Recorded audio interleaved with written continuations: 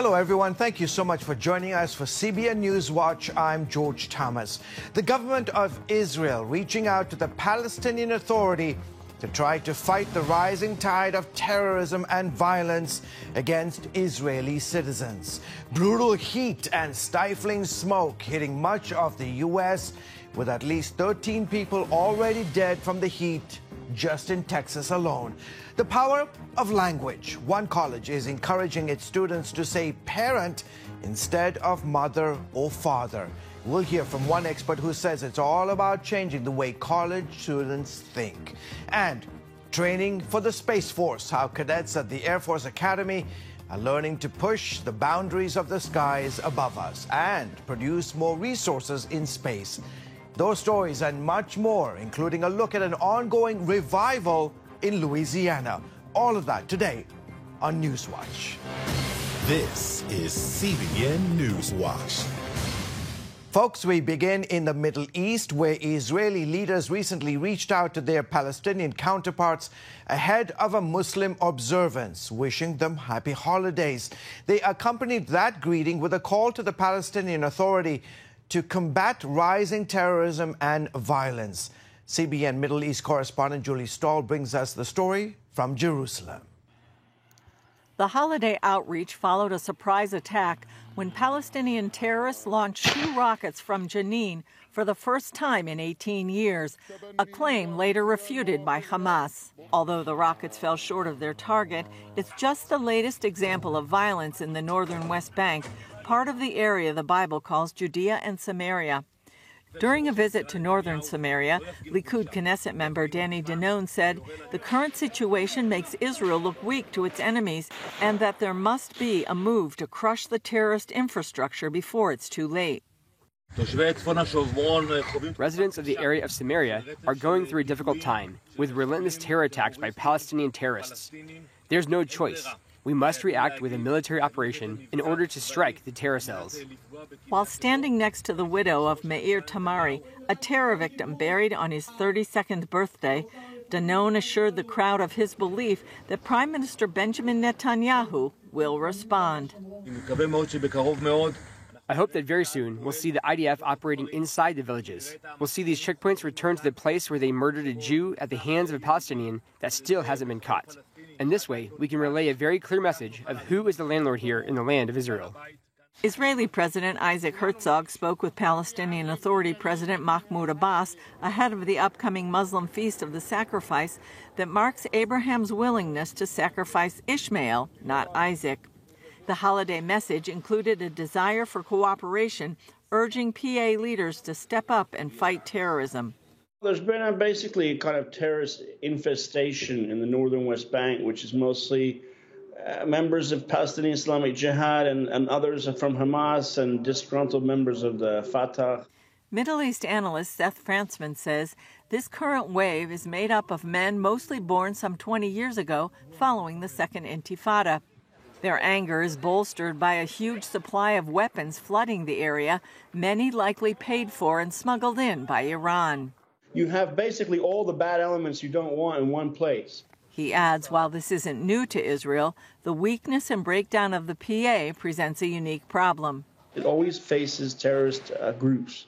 But the presence of large numbers of weapons in Jenin and the failure of the Palestinian Authority, which is a U.S. and Western-backed institution, to control Jenin, which is underneath its own territory, is the main contributing factor. Not having authorities control the city, not having police or anyone there, allows the armed men to do whatever they want. For at least a year, Israel has used armed raids to root out terrorists, but it hasn't proved to be enough. I think the Palestinian Authority has to be able to control most of its cities better. That means I think the United States and others that deal with the Palestinian Authority need to take this much more seriously. Frantzman says the focus should be to take away the guns, stop the smuggling, and prosecute those trading in illegal firearms. That could allow Israel to then precisely target those behind the attacks. Julie Stahl, CBN News, Jerusalem. Never a dull moment in the Middle East. Here at home, no relief in sight from the dangerous smoke and deadly heat that's hitting much of the country. as Americans prepare for the 4th of July weekend. The heat wave is already being blamed for 13 deaths in Texas so far. CBN's Wendy Griffith has more. Millions of people in some 20 states are under air quality alerts as the smoke from those Canadian wildfires is again moving across the U.S.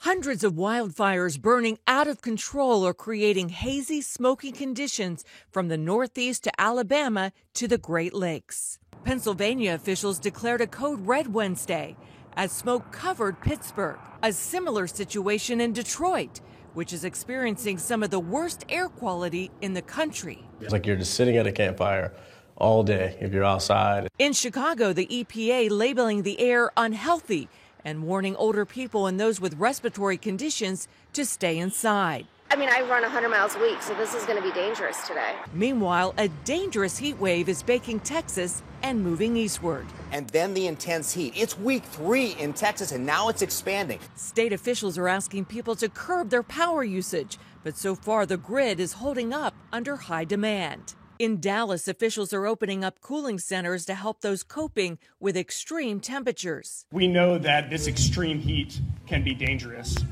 especially for seniors and our most vulnerable neighbors. The scorching heat blamed for 13 deaths in Texas.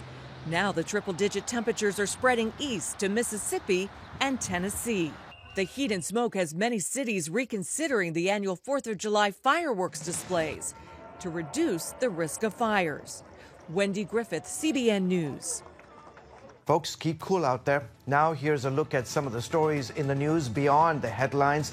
The Walt Disney Company is bleeding money. Hollywood analyst Valiant Renegade estimates that the House of Mouse has lost nearly $900 million in box office failures. That comes amid criticism that Disney has been pushing a sexual agenda on children through its movies and TV programming, leading many parents to keep kids away from Disney productions. And Disney is not alone in losing money. Sales of Bud Light beer hit a new low. The New York Post reporting they suffered their sharpest drop yet since Bud Light's tie-in with transgender social media influencer Dylan Mulvaney. Those sales figures coming from Williams Consulting and Nielsen IQ. The Bud Light sister brands from Anheuser-Busch also suffering sales drops.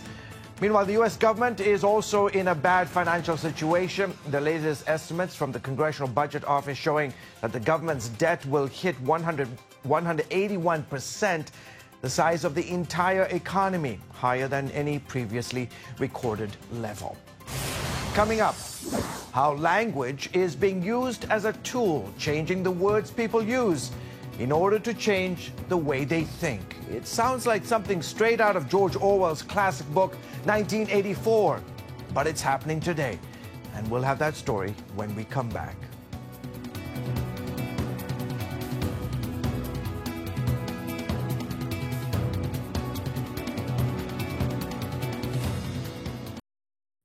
Welcome back. Be careful about the words you use, especially on American college campuses. Students at Springfield College in Massachusetts are advised that instead of using the words father or mother, they should use the gender-neutral term parent.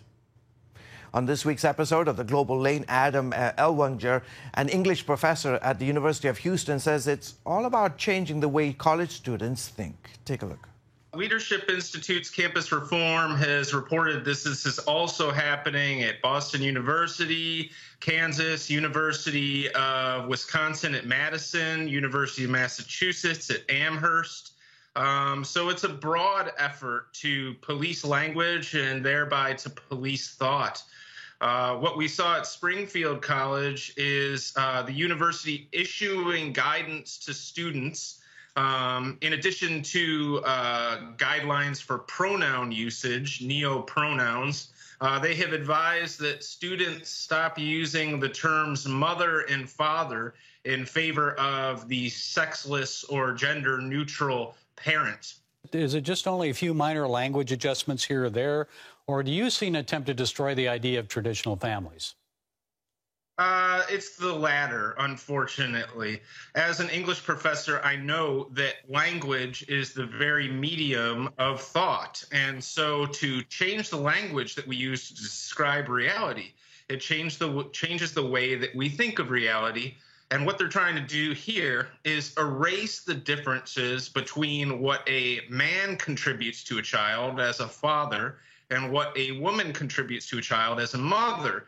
And of course, those are two very different things, both of which a child needs to flourish. But in the interest of diversity, equity, and inclusion, so that no one who comes from alternative or different family structures feels bad, we are changing the way we talk in an effort to erase the differences between these family structures. Well, I'm sure that you, as an English professor, you know that word choices change the ideas we communicate. So what impact has this had on student thought and attitudes? Well, unfortunately, I think that it denigrates the vocation of fatherhood and motherhood in our next generation of fathers and mothers.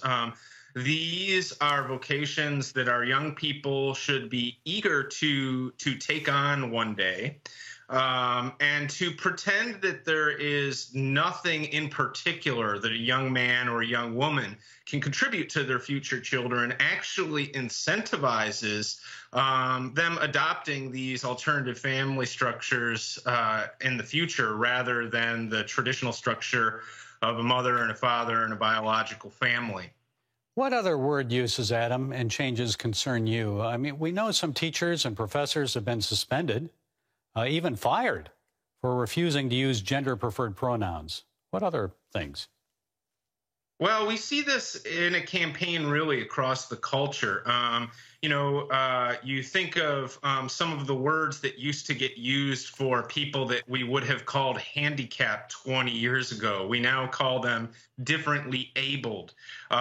We see this in the immigration question, where years ago we might have called someone who illegally enters the country an illegal immigrant or an illegal alien. Now we call them undocumented workers. And these are all changes in rhetoric, subtle changes perhaps, but changes that are calibrated to produce an effect on our society that will push us inevitably towards a left culture. Almost like an Orwellian society where truth no longer is truth. It seems like these language changes are becoming more common, not only on college campuses, but in our society as a whole, as you mentioned. So is it too late to reverse course? What can be done? I think that the greatest thing can be done is to honor the truth. We know what the truth is with these things. These truths have been with us for thousands of years, and what's needed is a little bit of courage to hold fast to the truth and to speak it in the context of a society that wants to create small but sufferable penalties for doing so. All right, from the University of Houston Campus Reform Fellow, Professor Adam Ellwanger. Thank you for setting us straight today, Adam. We appreciate it. Thanks so much for having me, Gary. I've enjoyed it. Also this week on the global lane, ancient Israel's connection to the founding of America. And Gary Lane's interview with Carrie Lake. Might Donald Trump pick her to be his running mate? You can catch the global lane tonight on the CBN News Channel at 8:30 Eastern. You can also see it on the CBN News app or on YouTube. Still ahead, there is no limit in the skies. The technologies that make our world turn are deployed miles above the Earth. Satellites are used for cell phone signals, weather forecasts, bank transfers, and a whole lot more. Now, meet the cadets tasked with protecting these vital assets right after this.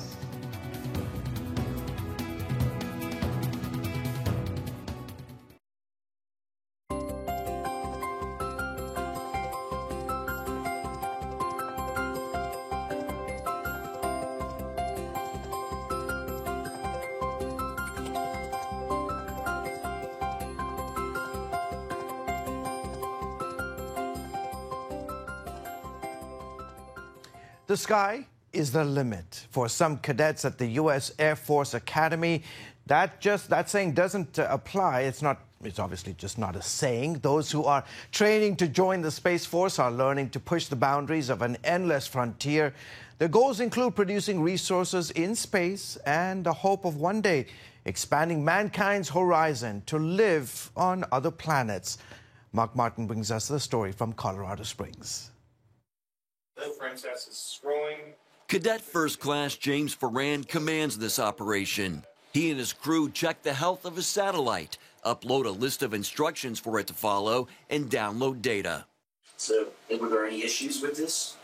Not at all. That was the perfect pass. The U.S. Air Force Academy FalconSat program is just one aspect of a rigorous education path, transforming cadets like Ferran into Space Force officers. A nominal pass is what we always want. That's the great thing. However, the things that kind of excite me is when things aren't going perfectly and you have to problem solve on the spot. The cadets can actually build and operate and fly the satellites. And these satellites are not the cutesy satellites where we were just demonstrating a little technology. No, these satellites are performing a mission for the Air Force and the Space Force and other DoD customers. Colonel Luke Sauter says having a Space Force is critical to protect key U.S. interests in space and to ensure equal access for the nations of the world to utilize this frontier. Whether it's your cell phone and the GPS connection, whether it's the timing of your banking signals, whether it's the weather that you're expecting to see for the forecast in the next few days, space is everywhere. Well, if we're seeing our commercial assets going to space and the money and the benefit to the economy from a space economy, there's the advent that somebody else will want to also take advantage of that or maybe rob us of that advantage. That's where we need a Space Force to defend our equities in space. Sauter says cadets learn space by doing space, from classes in space warfighting and operations to the brand new summer azimuth program. From flying in the Vomit Comet and experiencing what weightlessness is like for real, to doing some underwater immersion, to actually getting a briefing and tours of all of the surrounding space infrastructure and architecture that we have in this area. It's a very rich area for the Space Force. The Academy also teaches astrobiology to build the science of growing food, plants, and other resources in space. We're building an astrobiology program very quickly that will incrementally do new and innovative experiments.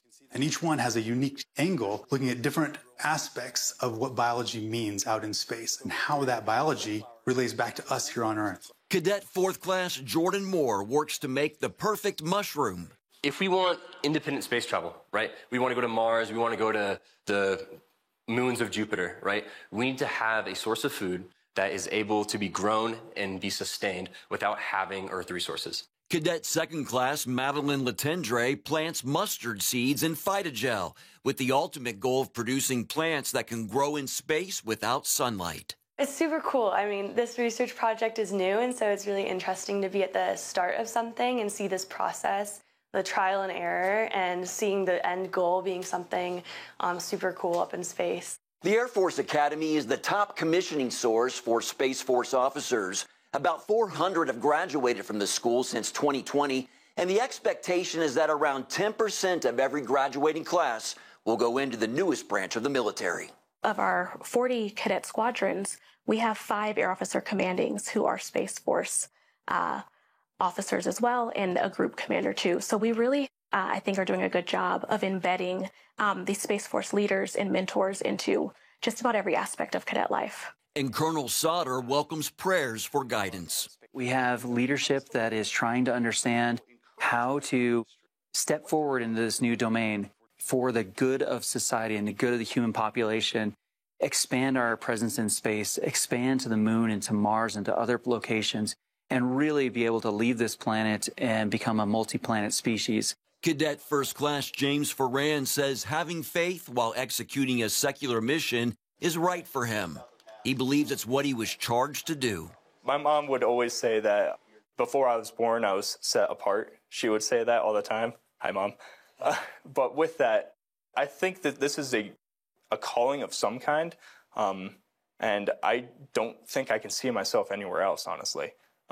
It's hard here. It's not easy, but I can't see myself at any other institution. And in a world where the sky's the limit, Space Force cadets becoming officers push that boundary, echoing their military branch's song, which says, "There's no limit to our sky." Space Force. Mark Martin, CBN News, Colorado Springs, Colorado. Thank you, Mark. Coming up, it started off as a 4-day revival in Louisiana, but 8 months later, it's still going strong. We'll bring you that inspiring story when we come back. Stay with us.